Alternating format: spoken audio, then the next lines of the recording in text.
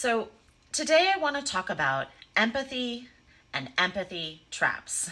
I'm always talking about our instincts for safeguarding. This is part of our natural embodiment, and empathy is one of those instincts that we have. People sometimes think that empathy is a higher moral value, but in fact, empathy is an instinct. It's a response, and we can see it in that natural empathetic wince response that we have. You see someone take a hard fall and you go, ooh, that looks like it hurt. That is empathy. That is a natural empathetic response to another person's pain, and this is very natural. But I want to talk about empathy traps today. So what happens when our empathy gets derailed and redirected through a cognitive process? So this is the book, and I know these are always turned around for you, and someone told me how I can mirror my videos, but I haven't figured it out yet. I will. The Empathy Trap, Understanding Antisocial Personalities by Dr. Jane McGregor and Tim McGregor. So this is a great book for understanding how empathy traps function. And the way that the trap functions is that we have our natural empathy, which would be for another person's pain. We have it derailed onto the predator or sociopath for various reasons. And we can see this in some of the Lily Tino story that I have been talking about.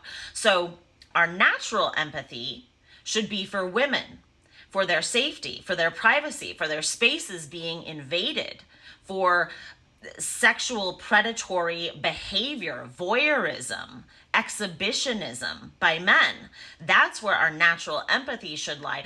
I don't want women and children to be in danger by a man invading their space. That's the natural empathetic wince.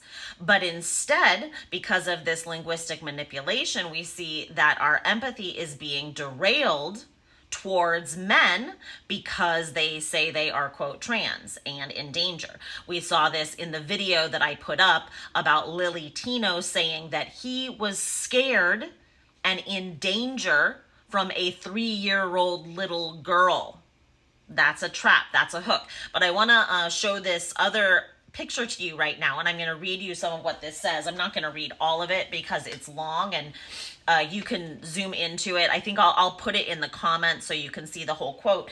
But this is a woman talking about her yoga studio.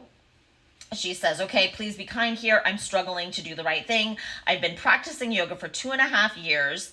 And I've been to several yoga studios, blah, blah, blah. There's a person coming into the studio.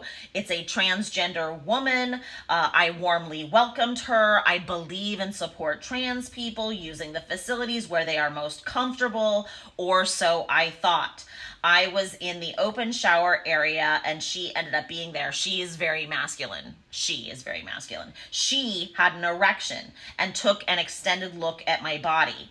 I wish I had loudly said, "Why are you looking at me?" or "Stop looking at me," but I didn't. I have a lot of compassion for the challenges faced by the LGBTQ plus community, but I also have my challenges. I was molested as a girl, and this is the strongest I've ever been triggered as an adult. Now I have anxiety. If I go to the yoga studio, I won't be able to do yoga. But why? I could say something, but I don't want to be a little tattletale. I don't want to be unpopular and say that I'm not comfortable with a, quote, transgender person.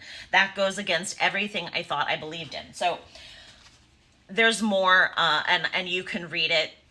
But the point here is that her natural instinct has been derailed because she no longer is accurately facing her physical circumstances where there's a man with an erection in her locker room. She should rightfully be upset. She should rightfully respond to those instincts. But her empathy has been derailed because she thinks that she has to, quote, protect trans people, that she is very sympathetic to the LGBTQAA+++ community. This is a trap. This is a hook. This is where she has dissociated from herself. And a lot of the people in the comments have also had their natural empathetic response to women's boundary violation being derailed because of this idea. Again, I'm going to repeat what I said before about Lily Tino saying that he was afraid of a 3-year-old little girl, that he was in danger, that he was unsafe, not the little girl. All of our empathy should be with that little girl, that 3-year-old alone with a grown man. Everyone knows why that is dangerous. But instead, empathy is getting derailed with this linguistic manipulation of trans. A man is a man. To name him as a man is to stay grounded, is to be able to be responsive to our natural empathy and not to fall into the trap of sociopathic behavior. And just quickly, this trap is also happening when it comes to the medicalization of kids.